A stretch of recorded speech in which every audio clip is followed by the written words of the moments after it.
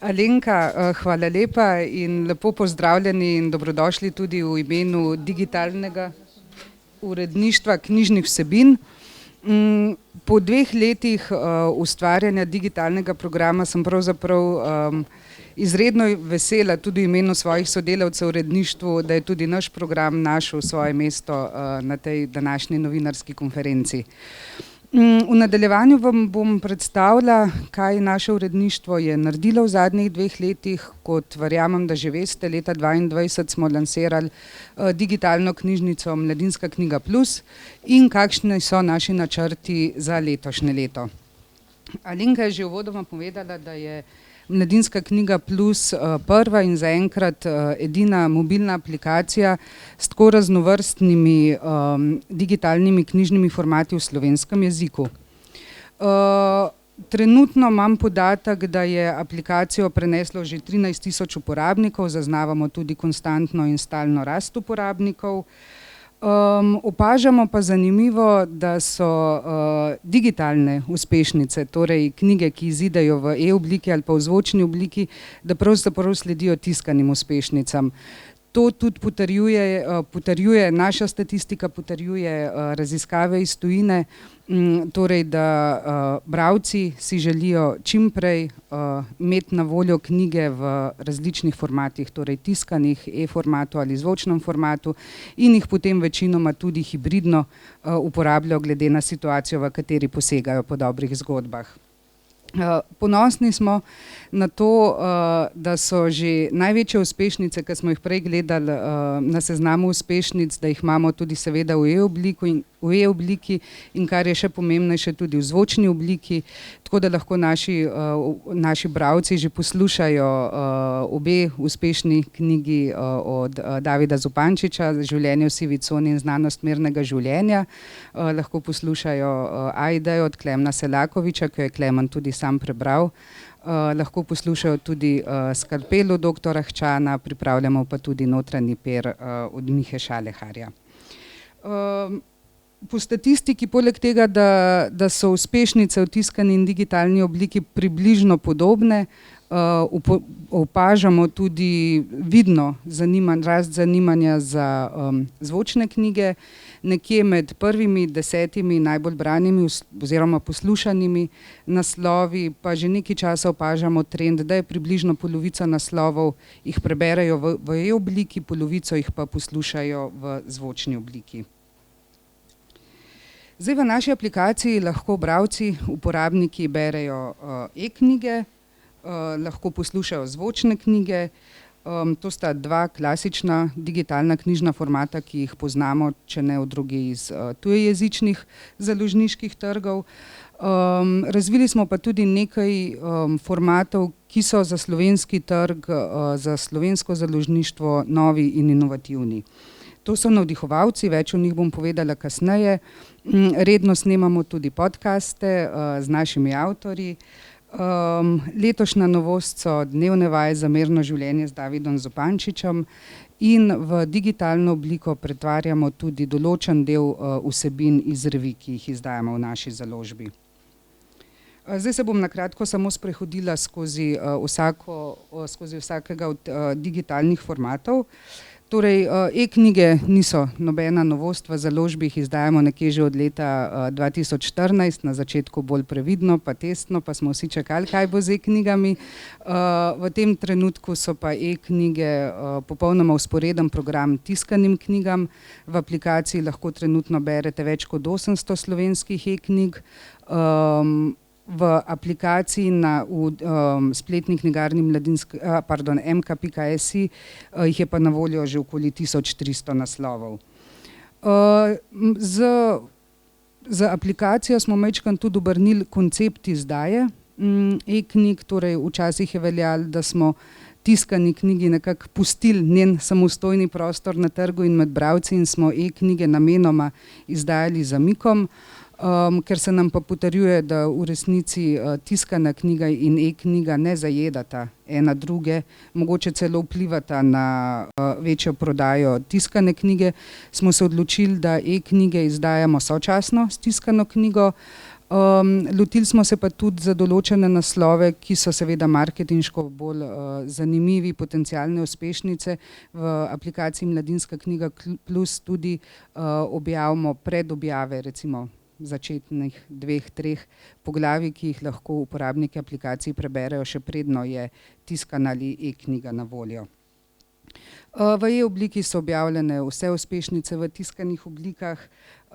Pozorni smo na serije, da sledimo serijam, da dokončujemo serije, in seveda tudi na šolsko branje, na knjige za domače branje, s čimer seveda ne želimo spodbujati osnovnošolcev, da bi brali e-knjige, ampak vseeno vemo, da včasih je do kakšnega naslova nemogoče skorajda priti v knjižnici, tako da si lahko učenci in dijaki pomagajo tudi z aplikacijo in branje, maturitetna branja, tako da za letošnjo maturo so že vse 4 drame na voljo v e-obliki v aplikaciji.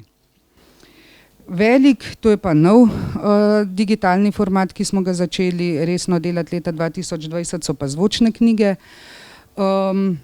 Zvočne knjige, zelo pomembno nam je, da so naše zvočne knjige kakovostne, da jih delamo v skladu z vsemi založniškimi standardi, kar pomeni, da smo zelo pozorni pri izboru bralcev zvočnih knjig, interpretov. Izbiramo jih iz nabora dramskih, filmskih igralcev ali pa profesionalnih špikarjev iz Radia Slovenija.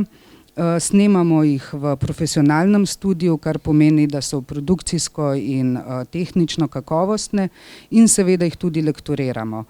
Pomembno se nam zdi, če si že skoraj 80 let prizadevamo, da so naše tiskane izdaje, naše tiskane knjige kakovostne, se nam zdi absolutno nujno, da so kakovostne tudi zvočne knjige. Trenutno je v aplikaciji objavljenih več kot 200 zvočnih knjig lastne produkcije za vse starostna obdobja, z različnih žanrov, torej otroške pravljice, potem mladinska literatura, priročniški in leposlovni program. V letu 2024 pa načrtujemo novih 100 naslovov iz tiskanega programa Mladinske knjige in Cankarjeve založbe. V letu 2024 bo še novo to, da bomo v aplikaciji objavili, veseli smo, da smo vzpostavili partnerske odnose z drugimi slovenskimi založbami, ki same delajo svoje zvočne knjige, tako da bodo na aplikaciji na voljo tudi zvočne knjige drugih slovenskih založb. Povezali smo se pa tudi z eno večjo tujo založbo, tako da bodo v letošnjem letu na voljo tudi zvočne knjige v angleškem jeziku. Ponosni smo tudi na sodelovanje z RTV Slovenija. V lanskem letu smo v koprodukciji skupaj izdali zvočno knjigo Znanost mirnega življenja. Tako da glede na dobro in plodno sodelovanje računamo, da bomo še kakšno koprodukcijo z njimi naredili. In sodelovanje z Zvezo društev slepih in slabovidnih Slovenije, ki smo jim prodali okoli 100 naslovov, s katerimi bodo pa obogatili svojo knjižnico zvočnih knjig, ki je na voljo uporabnikom oziroma slepim in slabovidnim. In kot sem že uvodoma povedala, ponosni smo na to, da v bistvu lahko pri določenih naslovih zelo dobro držimo tempo izdaje tiskanih knjig in da lahko približno sočasno izhajajo tudi zvočne knjige. Programski poudarki na področju zvočnih knjig za leto 2024, na področju otroškega leposlovja smo že zagrebli do zdaj po arhivu otroških radijskih iger, pravljic, ki smo jih mi, ko smo bili mlajši, še na kasetah poslušali. V letošnjem letu imamo načrt še bolj globoko poseči v ta arhiv, vsaj tisto, za kar imamo pravice. To se nam zdi ena krasna možnost in pravzaprav tudi dolžnost kot največje založbe, da te stare posnetke kakovostne ohranjamo pri življenju in jih digitaliziramo in da so tudi našim otrokom na voljo. Dokončali bomo nekaj serij otroških od Astrid Lindgren, Vsi otroci s Hrupnega, pa Čebelice bomo snemali. Pri otroških knjigah se nam zdi tudi fino, ker so nekateri avtorji slovenskih otroških knjig so tudi odlični interpreti, so odlični bralci. tako da sodelujemo z Anjo Štefan, ki bere svoje pravljice, Andrej Rozman Roza bere svoje stvari, potem Pižama tudi bere svoje otroške pravljice, tako da to se je izkazalo kot zelo fino in uspešno, tako da se veselimo še kakšnih takih sodelovanj. Na področju mladinskega leposlovja bomo pokrivali tekočo tiskano produkcijo, končali bomo tudi nekaj serij, recimo 5 prijateljev, potem serijo od Jo Nezba Doktor Proktor, Jadrankrt drugi del, od Davorke Štefanec je drugi del že objavljen in posnet in bomo se mogoče majčkeno bolj osredotočili tudi na šolsko branje. Pri odraslem leposlovju bomo tako kot pri mladinskem pokrivali tekočo produkcijo, poudarek je na žanru, po statistikah namreč vidimo, da poslušalci imajo poleg uspešnic v tiskani obliki imajo radi žanrsko literaturo, torej predvsem kriminalne in ljubezenske romane, tako da sta to 2 segmenta, na katerega se bomo letos osredotočili. Potem bomo tudi dokončali nekaj dolgih, obsežnih serij od Jo Nezba o detektivu Harry Holeju, pa potem Bachmana bomo poskusili letos dokončati in tudi tukaj bomo digitalizirali nekaj našega arhiva, začeli bomo pa z serijo Živa beseda. Letos bomo objavili poezijo Kuntnerja in Simona Gregorčiča. Priročniki po statistiki so tudi priročniki precej poslušan segment, zato letos se bomo bolj osredotočali na področje osebne rasti, zdravja, dobrega počutja, ljubezni, odnosov in tako naprej. To sta bili zdaj dva formata, ki sta vsem znana, zdaj se bom pa majčkeno bolj ustavila pri navdihovalcih. To je nov format v slovenskem prostoru, inovativen. Idejo smo dobili pri tujih masterclassih, če jih poznate, seveda smo jih pa naredili malo po svoje. Torej gre za video vsebino, v celoti je vsako predavanje dolgo približno 1,5 ure, ki je razdeljeno na posamezne lekcije. Predavatelji so pa strokovnjaki iz različnih področij, govorimo o psihologiji, osebni rasti, o vzgoji, zdravju, kuhanju in potem pripravijo neke nasvete, neke teoretične poglede v svojo temo, vse z namenom, da bi gledalci navdihovalcev se nekaj iz teh predavanj tudi naučili in bi lahko uporabili v svojem življenju. Vsi nastopajoči so naši avtorji. Lansko leto smo posneli 10 navdihovalcev, trenutno jih je 6 že objavljenih v aplikaciji, ostali prihajajo zelo kmalu. Tamle so našteti, kdo to je. Za letošnje leto imamo pa v načrtu 5 novih delov. Podcasti, brez podcastov se v resnici digitalni svet ne obstaja več. Tudi mi jih redno snemamo jih v 2 rubrikah dobre knjige, ki jih vodi Aljoša Harlamo, glavni urednik Cankarjeve založbe, in Vesna Milek, in Dobro življenje, ki jo vodi Urška Kaloper, vodja uredništva priročnikov, in Gregor Trebušak. V podcastih gostimo naše avtorje, ustvarjalce, ki z nami sodelujejo, to so lahko prevajalci, ilustratorji, bralci, in v njih obdelujemo aktualne knjižne izide, neka aktualna vprašanja, ki se porajajo v družbi, na knjižnem trgu, v založništvu. V lanskem letu smo jih objavili 20, za letos imamo pa v načrtu novih 54 delov, kar pomeni vsak teden en nov podcast. Vaje za mirno življenje je tudi vsebina, ki je letos nova. To priporočam vsem, ki ste se odločili, da boste letos živeli bolj mirno, fokusirano, kakovostno. Torej, to je dnevna vsebina, vsak dan na aplikaciji objavimo kratko vajo čuječnosti, traja 1 do 2 minuti.